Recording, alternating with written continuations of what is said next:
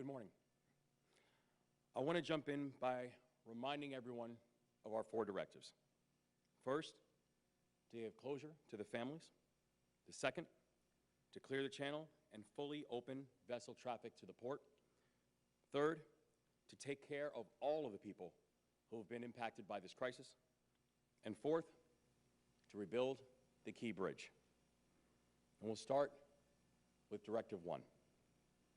I want to begin by saying that today and every day, we continue to think about and pray for the 6 victims of the Key Bridge collapse and also their families. Last week, the Maryland State Police successfully recovered the remains of the 6th and final victim of the collapse and also notified their family. And before I go any further, let me start with this. I am truly in awe of our unified command. The only reason that we were able to retrieve all 6 victims is because of the constant communication between every single part of this team. State Police, the Coast Guard, the U.S. Army Corps of Engineers, Navy SUPSOLV, and all of our partners, state, local, and federal, stood shoulder to shoulder every single moment. And finding these 6 victims was not guaranteed. When you're dealing with so much wreckage, even a small lapse in communication can cause failure. But this team held firm. They knew that bringing comfort and closure to these families was not an option, it was obligatory, and it was a core part of this mission. We said we would do it, and we did. We promised the families on the first day that we would stop at nothing to bring them support. And even after it became a recovery mission, we told them the same, that we would stop at nothing to bring them the closure that they've earned. And so I say to all the members of the Unified Command, thank you. Thank you for taking this mission so seriously. And God bless you all. And I also want to speak directly to the families for a moment as well. To the loved ones of Alejandro Hernandez Fuentes, Jose Lopez, Dorleon Castillo Cabrera, Menor Yasir Suazo Sandoval, Carlos Daniel Hernandez Estrella, and Miguel Angel Luna Gonzalez. I promised that we would do everything in our power to bring your family members back. And I pray that the fulfillment of our word can bring you some peace. But I recognize that there are no words that can fix the pain that you are feeling. So please know that we will continue to support you in your journey towards healing. And please know that we will do everything in our power to honor those that you've lost. Please know that despite your horrible loss, your loved ones will always be with you, guiding you forward and lighting your path. Promete que nos íbamos a parar ante nada para traer de regreso a sus familias. Y rezo para que el cumplimiento de nuestra promesa les traiga algo de paz. Pero sé que no hay palabras que pueden aliviar el dolor que sienten en este momento. Por favor, tengan en cuenta que vamos a hacer todo lo que está a nuestro alcance para honrar a las almas que hemos perdido. We brought our recovery efforts to completion. But I do want to be clear. We will continue to provide support and comfort to these families. And this is a commitment that will not waver. Now, second, on clearing the federal channel and fully opening vessel traffic to the port. We remain on track to fully reopen the full 50-foot channel, and this evening at 5 p.m., weather permitting, Unified Command will deploy the use of precision cutting to clear the wreckage on top of the dolly. We discussed these precision cuts during our last press conference, and the strategy we will use on the key bridge wreckage was used to remove and replace the Harry Nice Bridge in Charles County. So there is precedent, and this is a best practice. I've said it before, and I will say it again, that safety in this operation is our top priority. We've gotten to this point without a single injury. We plan on continuing this mission without a single injury. That is the standard that we have going forward. The use of precision cuts will help us to preserve our strong safety record on this mission, and I want to remind everybody just how complicated this mission is.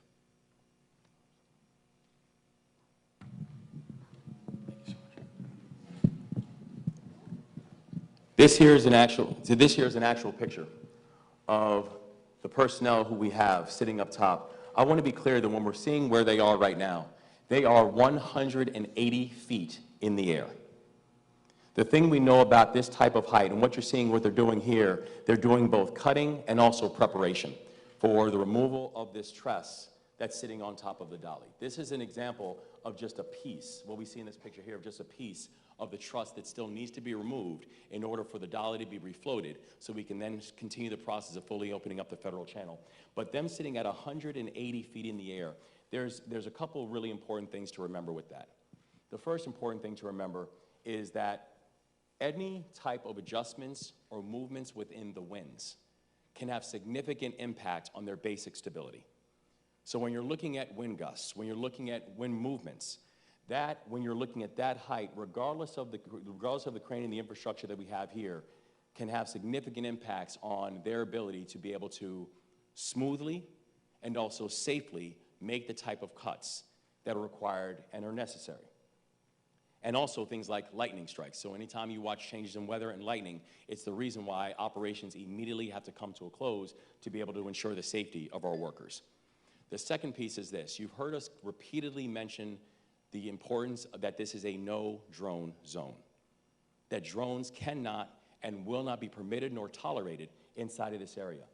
Part of the reason that it is so important to have this as a no-drone zone is because we have people who are conducting incredibly complicated and dangerous operations. Any type of variable that you place into that, to include the use of private drones, doesn't just challenge the operation, it challenges their safety. So once again, to all people who are considering or thinking about putting out their private drones because they're trying to capture any images, we are telling you, do not test us on this. The safety of these individuals is far too important.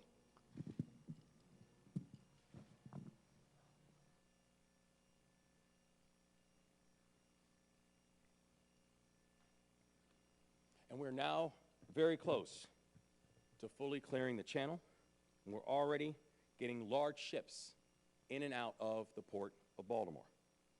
And over the next week, we are expecting about 30 vessels and barges at the port's public and private terminals.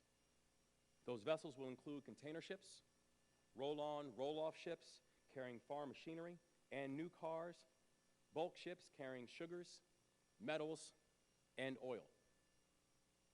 Now, there were some who, when we were here weeks ago, looked at the complexity of this operation and said, this is going to take months in order to clear this channel.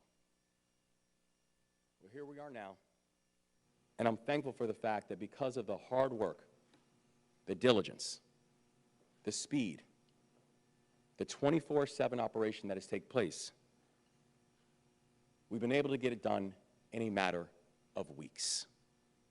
And again, I thank Unified Command for their dedication and for their tenacity. Now, third, on taking care of our people, our administration has launched 4 programs to help businesses affected by the collapse. So far, we've been able to help 306 businesses through $22 million in support. The Worker Retention Program has helped to keep nearly 2,700 workers on the job. The Worker Support Program has delivered a total of $2.8 million in cash assistance to more than 2,000 port workers as of the end of last week.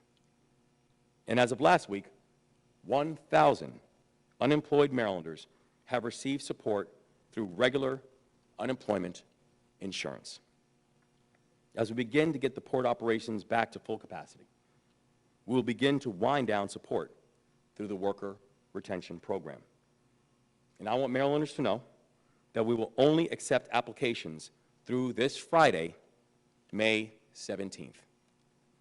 Businesses that still need support for payroll or operations can continue to access programs at the Department of Commerce and the Department of Housing and Community Development.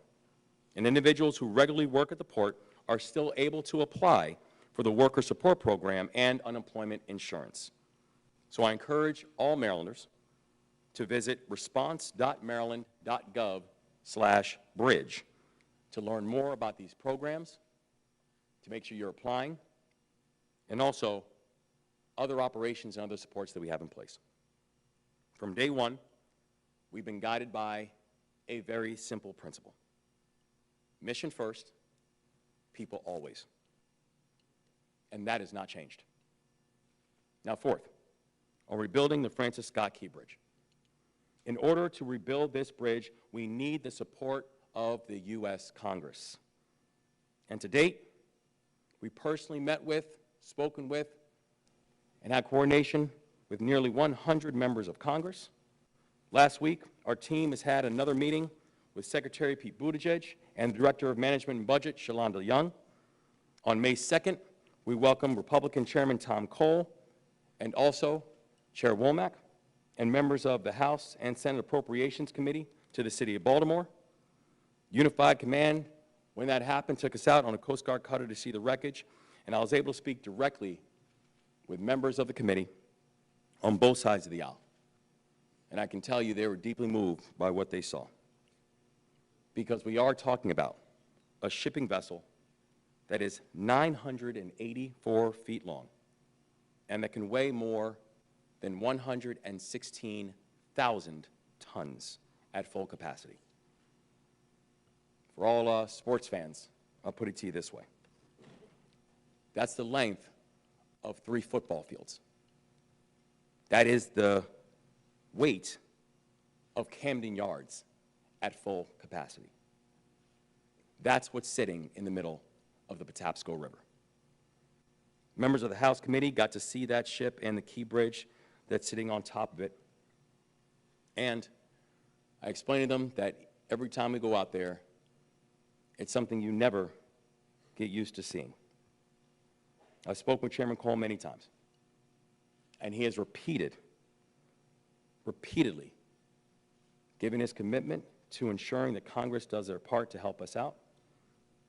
Also the same with Chairman Womack.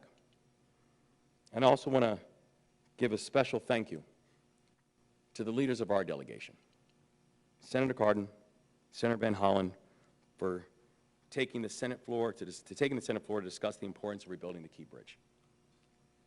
I want to say it publicly, and I will keep on saying it publicly. Without the leadership of Senator Cardin, we're not where we are already, sir. We are grateful beyond words to you for your leadership and your support. And also, on Wednesday, we will hold a hearing on the bridge collapse. That hearing will be chaired by Republican Sam Graves, and I had a chance to speak with Chairman Graves a few weeks ago, and actually again last week, and I appreciate his partnership. His committee will soon learn what all of us know, that rebuilding the Francis Scott Key Bridge is not about nostalgia. It's about necessity.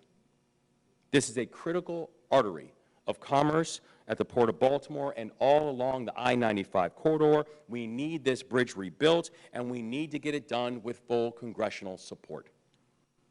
The bridge replacement is qualified for expedited permit review under the National Environmental Policy Act categorical exclusion list. So we are moving fast. We're covering all bases.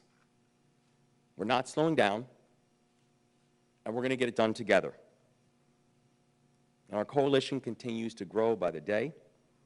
I'm proud to stand with each and every one of our partners. And I want to make note that as we're looking to our left and to our right, these are individuals who have been here since day one, who've been working, coordinating. Our local leaders, our mayor, our county executive, every member of this team who has put in remarkable, remarkable work. Our lieutenant governor, leading the charge and making sure we're supporting our workers. But also, each and every one of us are incredibly proud to be joined here today by House Speaker Emerita, Congresswoman Nancy Pelosi. Speaker Pelosi is here because she doesn't just understand what's at stake for the nation. She firmly and gutturally understands what's at stake for Baltimore. And I say gutturally because she grew up here. Her father, Thomas D'Alessandro Jr., served as the mayor of Baltimore for over a decade. Her brother was mayor from 1967 to 1971. This is a family with a very long history of public service, not just to this country, but to this city. And I can tell you one of the first people that reached out to me after the collapse of the Key Bridge was Speaker Pelosi. In the halls of Congress, she's already been working on our behalf. She's been rallying the cause. She's been working with leaders on both sides of the aisle to marshal support that we need to rebuild this bridge. And she's breaking down party divisions to unite the House so we can come together and get the job done. So to Speaker Pelosi, I want to say thank you for showing what it means to be Maryland tough and Baltimore strong.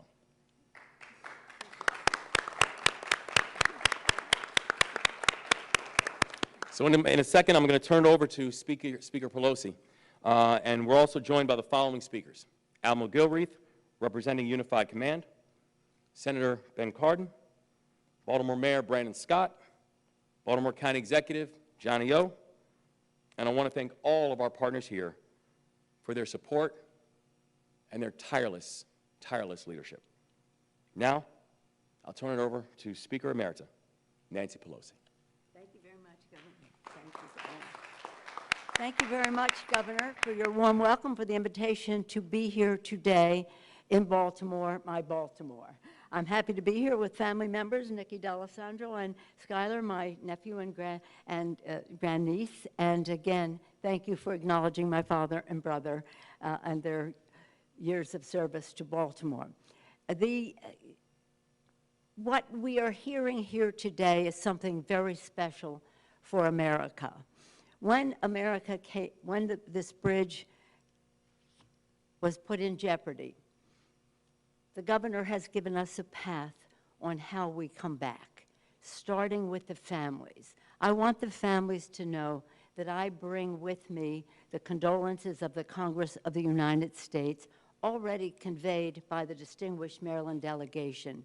But you are in our thoughts, our hearts, and our prayers, and will be for a long time. And I hope you'll tell your children the heroes that their dads, uncles, relatives are to all of us in all of this. And I'm glad that I joined of the governor in saluting Unified Command, the first responders who made closure possible by their discovery and their relentlessness until that job was done. Thank you, Governor, for leading with the families.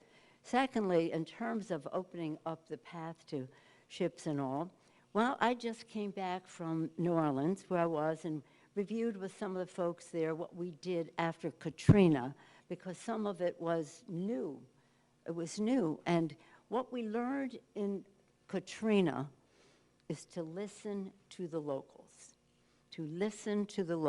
and that is what I'm here today to further do. We have observed the leadership. The governor has demonstrated a capacity that is boundless in terms of absorbing new information in a new situation, having the judgment to make a call on different paths to go.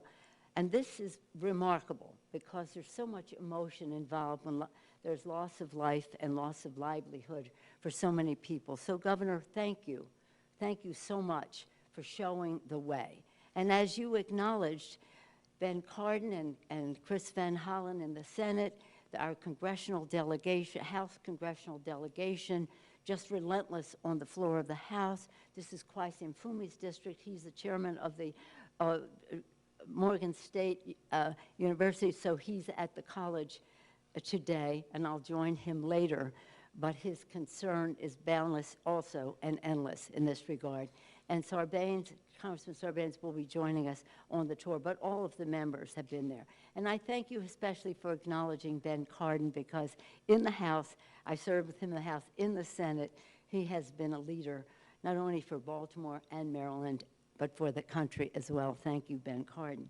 But learning also from your lieutenant governor, who, and by dint of her education and engineering and all of that, and her work in the state legislature, is a valuable resource in all of this arena. Lieutenant Governor Miller. Brandon Scott has been about equity and fairness on how we address challenges that we have. Of course, Johnny O, where you go? Johnny O has been about community and working families and the rest, so seeing the solutions through those eyes, very important to us, because our president will always ask the question, Joe Biden, because he's been essential in so much of what we need to be done, and he will always ask the question, what does this mean to the workers? What does it mean to working families? Johnny O and the mayor have been, that's what they have been about, and they bring those values along with the governor and the lieutenant governor to all of this. As the governor pointed out, the danger in the repair and the rest, let us salute our friends in labor who are doing so much of that. I'm always in awe of them. I see it firsthand at the Golden Gate Bridge. I see here now in repair and the rest. Let us thank them for what they do. And Secretary Whitfield, thank you for bringing all of your leadership to bear on this specific in transportation. And speaking of transportation, I know you mentioned the hearing that is coming up. We're very proud of Rick Larson, the Democratic ranking member on that committee, as well as thank you for acknowledging the Appropriations Committee. I'm an appropriator, so I love when that's recognized, but I also want to acknowledge Rosa DeLauro and Patty Murray, two women heads of the Appropriations Committee. Barbara Mikulski was one of the first women to head up the, another Maryland connection in terms of what comes next, finding the money for all of this. And so it is, I know we'll hear from the Admiral about so much of what will come next. We thank our friends in the Coast Guard for what they have been doing, what they will do as well, and Commander Moose as well. So again, I just want to end with this Maryland tribute that I pay all the time, and now I'll pay it here. You know that the national anthem was written in Baltimore at the War of 1812. And people cheer at the end, home of brave land, all that at the end.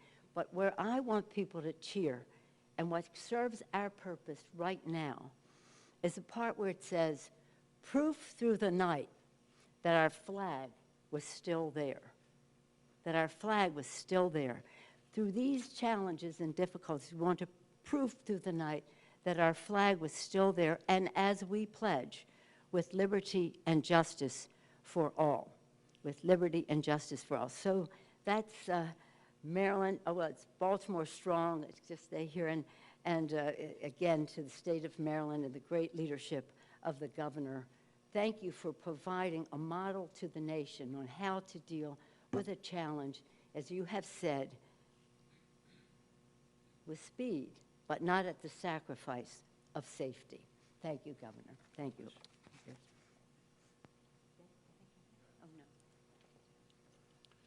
Good morning. I'm Rear Admiral Gilroy speaking on behalf of the Unified Command. First, our thoughts and prayers remain with the families. We are thankful that we were able to recover all of the victims, but our thoughts and prayers remain with them. Second, on the progress towards restoring commerce to the Port of Baltimore, we continue to make excellent progress in that regard. Over the last 7 weeks, we've moved a total of 365 commercial vessels through the alternate channels that have been established. And since last Wednesday night, we reopened the limited access deep draft channel for traffic, and we've continued to move vessels through there on a not to interfere with salvage basis. And we are going to keep that open until this afternoon, when we will close that until we are able to complete the precision cutting on the dolly.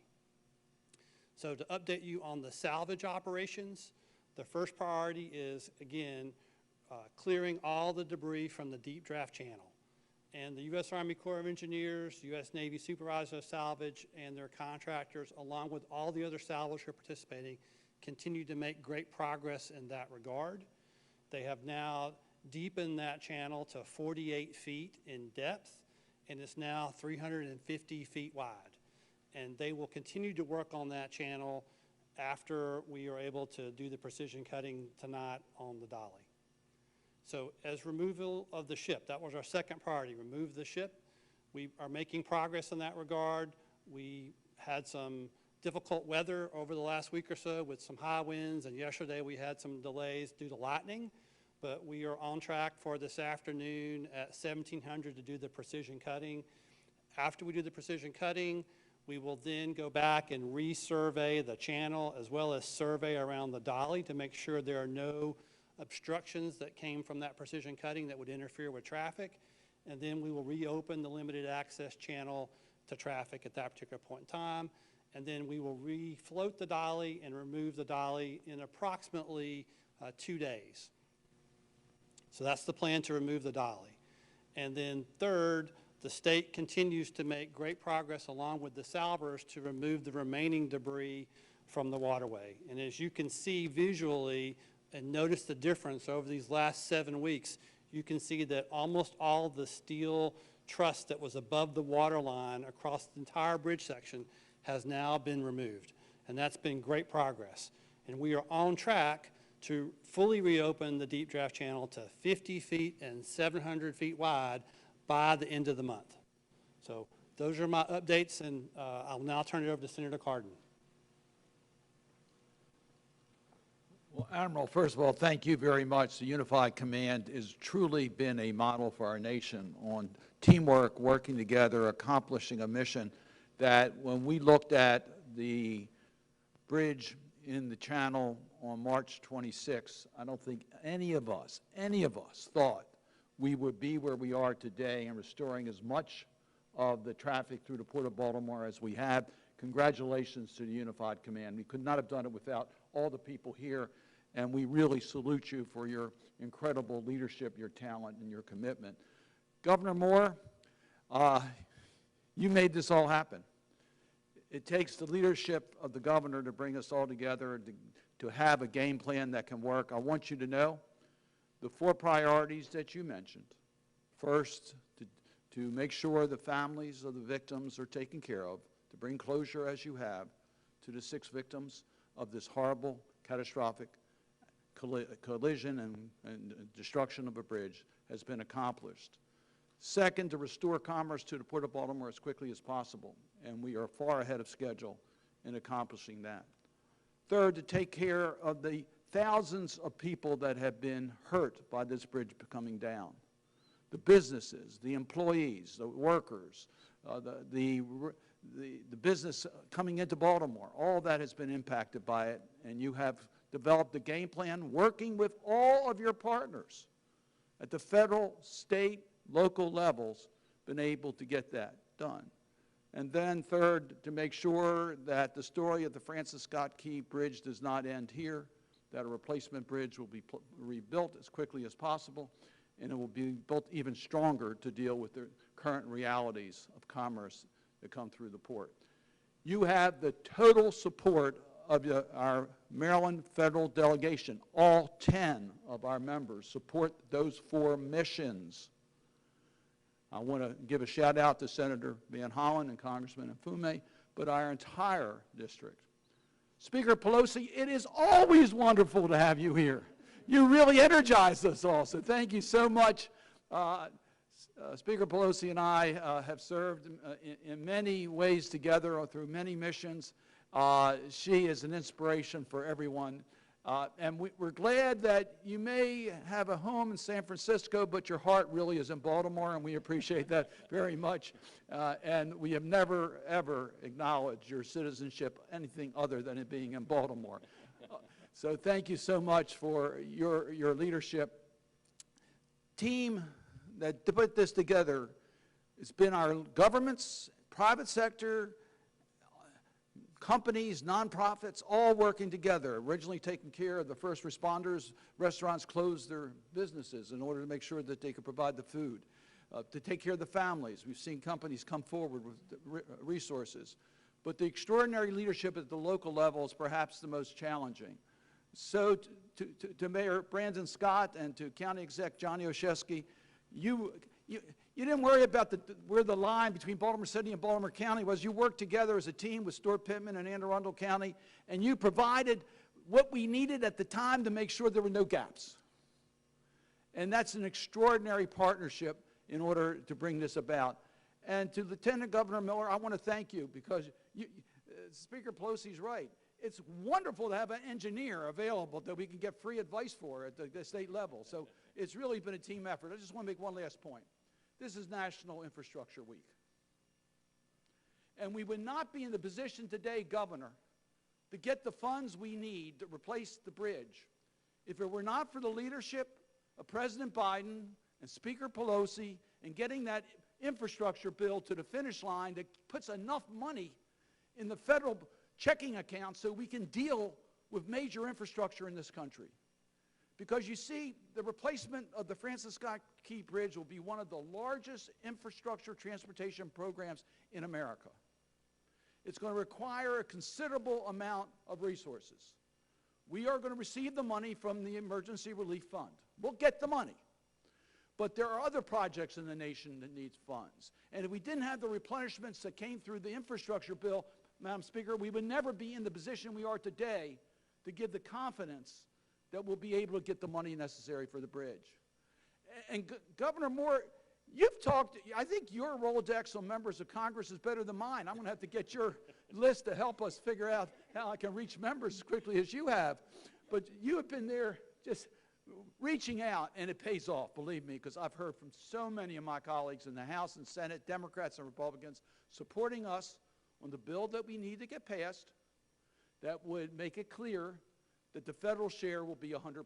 Right now it's a 90-10, but at every one of these catastrophic events that have occurred in our country, we've always provided 100% federal funds, and I'm confident we're going to be able to get that legislation passed. Senator Van Hollen and I have introduced that bill in the Senate. Congressman Mfume and our other members have introduced that in the House, and we're optimistic to get that bill done. But that's not the end of the funding. As the governor pointed out in the meeting I just had with Chairman Carper, the insurance companies believe this could be the largest claim ever from a vessel accident in maritime history. We're going to get the federal taxpayer reimbursed through insurance and liability claims for the damages that have been caused. So as we need the money today so that we don't delay in replacing the bridge that's so important to the artery on the east coast of the United States, those responsible and those insurance claims will help to make sure the federal taxpayer gets the relief from those responsible for this horrible catastrophic event. So it's been a great team effort. We're not done yet. We still have a lot more to do. But I must tell you, Governor, we're a lot further along the way than I thought we would be when I looked at that bridge on March 26th. Congratulations for your extraordinary leadership, and I'm going to bring up one of the key partners in all of this, the Mayor of Baltimore, Brandon Scott. Good morning, and thank you, Senator. On that fateful day of March 26th, I made a remark that our focus had to be on the individuals that were missing, that we lost, and their families. And there will come a time when we could fully switch our focus on to reopening the channel and rebuilding the bridge. Thanks to this unified command, we never lost our way. We will always focus on recovering those victims, those heroes, and bringing them home to their families to provide some sort of closure.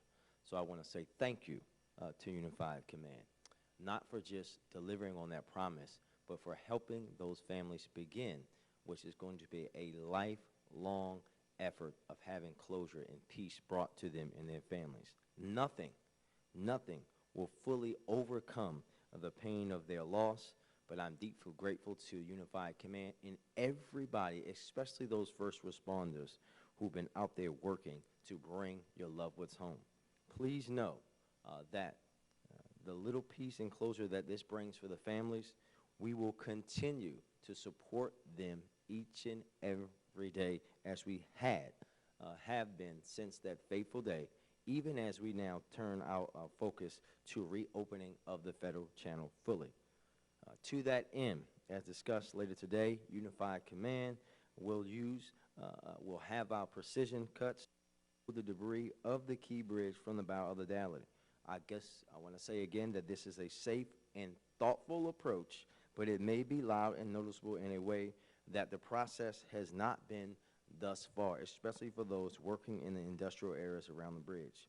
Again, we ask that everyone obey the safety drone and the urge to resist flying your drone into the area, because we do not want to jeopardize the workers. We haven't had anyone get hurt thus far, and we will not have that happen because someone wants to fly a drone. The work here, as you've heard, has been remarkable. None of us that fateful day thought we would be thus far, so far, as quickly as we are. So I want to reiterate my thanks to my governor, to Unified Command, the hundreds of Army Corps, Coast Guard, and Navy service members, as well as the civilian sailors and workers who have done this diligent work each and every day, minute by minute, second by second, hour by hour, and doing it the right way to make sure that everyone remains safe. You all have kept those impacted in your focuses, in your hearts, and you all have shown, as you heard before, the nation a telltale of how you can work together across agencies, across branches of government. I also want to extend my thanks to Speaker Pelosi and say welcome home, ma'am. We are so glad to have you home. We'll be sure to send you back with some blue crabs to replace those Dungeness crabs that they try to feed you in San Francisco. We know how formidable you are, but we want to say thank you for always showing up for Baltimore and working as the extra member of the Maryland Congressional Delegation, of which we know we have the best in the country, led by Senator Cardin, Senator Van Hollen, and of course our wonderful Congressman Kwasi Mfume. Thank you, Mr. Senator, for leading our delegation and showing the rest of the country how you're supposed to show up for your state and for your city. And with that, I will turn it over to my partner, and Senator, this is a little easy for the county executive and I. This is how we work every day. We make these efforts on things starting when I came to office on simple as snow removal, where we ended the practice of just picking up the plow at the line and said, no, we're going to go over and make sure that we work together in deep ways, in deep partnerships. So when you have something like this, it's muscle memory for us to work, because we are one Baltimore, one region, and we'll be stronger together. And with that, I will turn it over to my partner, County Executive Olszewski.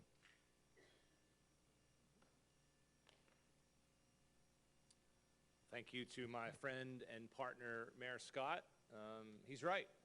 We are all one Baltimore, and that's been the case since day one when we started our work together. So, Mayor, thank you for your partnership.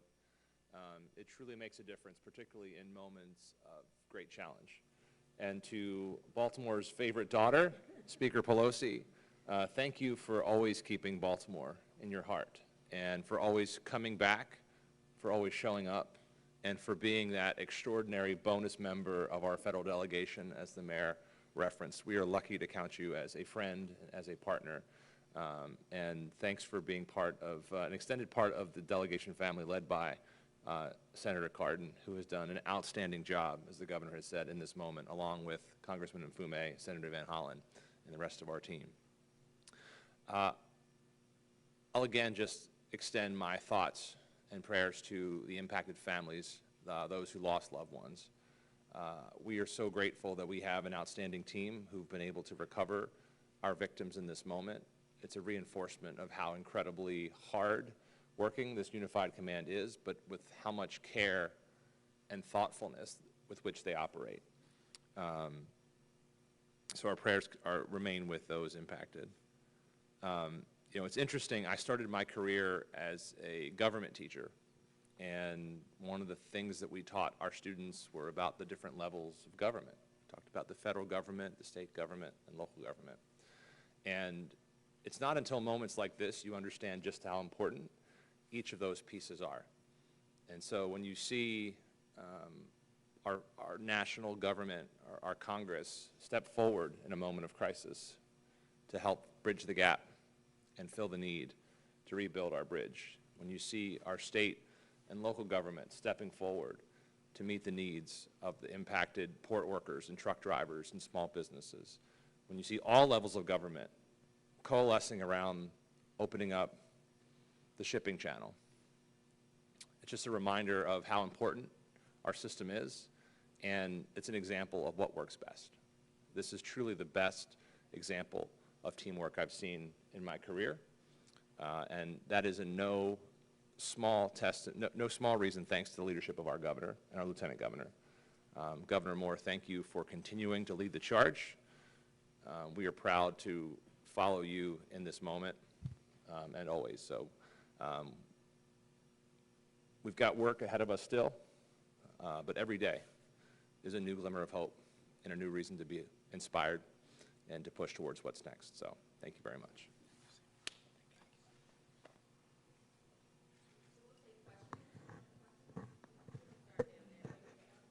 Probably for the Rear Admiral. Thank you.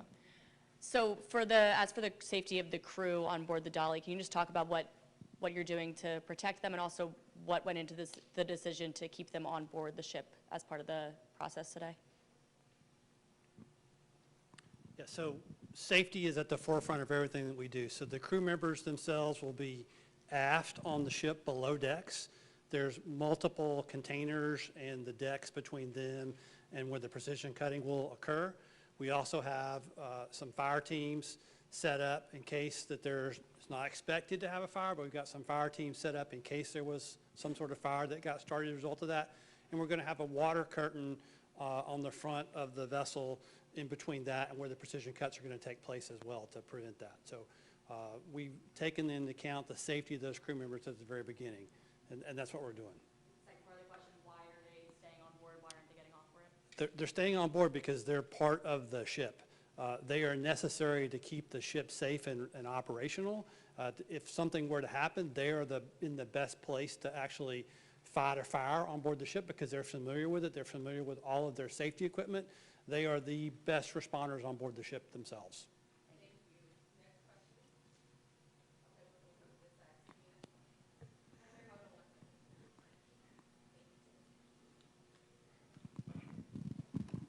Hi there, Nicole Skanga, CBS National News. Thanks for doing this. For Admiral Gilreath and also if Colonel Pinchason, you have any thoughts here, how do you go about blowing up the bridge without damaging the container ship? I know you spoke a little bit about the crew, but can you walk us through what we're actually going to see today and what some of the biggest challenges are to reopening that deep draft channel? And just for the governor, you know, I know you talked about the $22 million in aid. Can you speak to what the price tag has been thus far, lost commerce? And also, I know, Senator, you spoke about holding individuals accountable. The company that owns the Dolly has filed to petition essentially to shield them from liability. I'm wondering if anyone here can speak to holding those accountable and if that company should be held liable for any damages. Thank you. Sure, no problem. I'm sorry, yeah, can you do that one again? Colonel Pinchason, the first question, how do you go about blowing up the bridge without damaging the container ship Dolly, and can you walk us through what we're going to see today? So don't take this as an insult. When you say blowing up the bridge, that in of itself is a misconception. I know the term might have been used, explosive cutting. We're calling it precision cutting to help set expectations. It's not what you envision in Hollywood, a big fireball. When we say precision cutting, it is exactly that. These are very small linear charges that are placed into cuts that were made, as the governor showed, and it is going to allow for the pressure from those cuts to literally separate the metal and cut through the steel. It's going to be more like puffs of smoke that you might have seen with the Harry Nice Bridge, and the design that was this plan was designed by engineers to achieve these cuts simultaneously, all at the same time. It's actually the safest and most efficient way to achieve this number of cuts, and then have that wreckage fall out and away from the vessel. Did that answer your question? It did. Okay. And Admiral, if you can just add some of the largest barriers ahead to actually clearing that deep channel, I can. or if you want to speak to it, Colonel. If you, yeah. So once the wreckage falls into the channel, we will have the vessel refloated, and then you're talking about the wreckage that stays behind. So our salvors are already have the equipment pre-positioned and rigged, ready to come in and remove wreckage, just as we have over the last 7 weeks. They're going to have to either lift it with the grabber, or they'll be removing it after cutting it down some more. But we're continuing the salvage operations in that same methodical and disciplined, safe way that we've been removing wreckage all along. Except this time, the dolly will be at berth safely and out of the way. Thanks. And yeah, just to repeat to the governor and others who might want to weigh in on whether or not the company that owns the dolly should be held liable, and if you have any price tag for the amount in commerce that's been lost so far, or the amount to workers that's been lost so far. Thank you. Yeah, well, I can take the liability question first. I mean, there are current investigations that are going on right now. We've been in close communication with not only our federal investigators, such as the FBI, but also our state's attorney general. We know that those who need to be held responsible for this tragedy will be held responsible. I think the senator pointed out, I mean, the Lloyds of London indicated this is going to be the most expensive maritime tragedy in our nation's history. And we are very confident that those who need to be held to account will be held to account, and they will be part of this rebuilding process. For the economic impact, I mean, we're talking about a port that has economic output of $191 million daily. This is significant. It's a significant blow not only to Maryland, but also you're talking about the region and the nation when you consider how this serves as a major core artery for 2/3 of the country receives its goods from the Port of Baltimore. And so the reason that we've had that as such a core focus and a core priority, it's both the tens of thousands of workers who are impacted by it, but it is the larger economic hit that this takes towards GDP and the larger supply chain hit that occurred on March 26th. But it is also important to talk about the bridge in that as well, because there are still 3 main connection points that you have to the Port of Baltimore. You have the Harbor Tunnel, you have the Fort McHenry Tunnel, and you have the Key Bridge. Many of the materials that go to the Port of Baltimore, for example, things like hazmat materials, things like our fuel trucks, they are not permitted to go through the tunnels. So the Key Bridge was their core artery in order to gain access to that.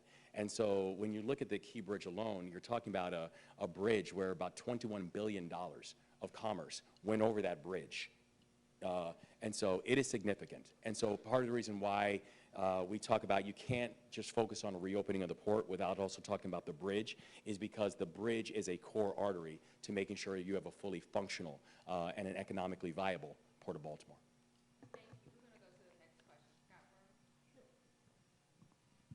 Hi, Governor Scott Broom, WUSA 9 in Washington. Forgive me for harping on this theme because it's one disaster at a time or one thing at a time, but in Maryland there's a lot of talk about the Chesapeake Bay Bridge, which is actually the Preston Lane Bridge. To the north of us in Delaware, they have constructed these big bridge protections. What's next in assessing the safety downstream of the Chesapeake Bay Bridge? Yeah, I can tell you all of our critical infrastructure, to include the Bay Bridge, are all things that we're continuing to look at to make sure that people know that on our roads and our bridges and our tunnels that they can move across safely, that they can move across effectively. This is a process that was taking place even prior to the collapse of the Key Bridge, but making sure we're focusing on critical infrastructure and the protection of our critical infrastructure, it's not just necessary, but frankly, when we think about the importance of it to the state, it's been something that has been long overdue. We can also have critical infrastructure that have single points of failure. So all these are different things that we're looking in, that we're factoring into how we're thinking about budgetary requirements, how we're thinking about, asks and supports when we have from both state, local, and federal. But both the Bay Bridge and other forms of critical infrastructure are all things that are very high on our priority list. Senator, if you want. And also in partially response to the last question, NTSB is doing an exhaustive study here, and they'll give us a lot of information in regards to what went wrong in regards to the vessel, but also as to the safety features on bridges. And we expect there's going to be standards that will come out of the NTSB investigation that will be used to retrofit current bridges as well as the standard for future bridges. So I think that's going to become a national issue, not just a local issue here. If I just may add to what Ben said, the distinguished chairman said of the Foreign Affairs Committee, but nonetheless, Senator,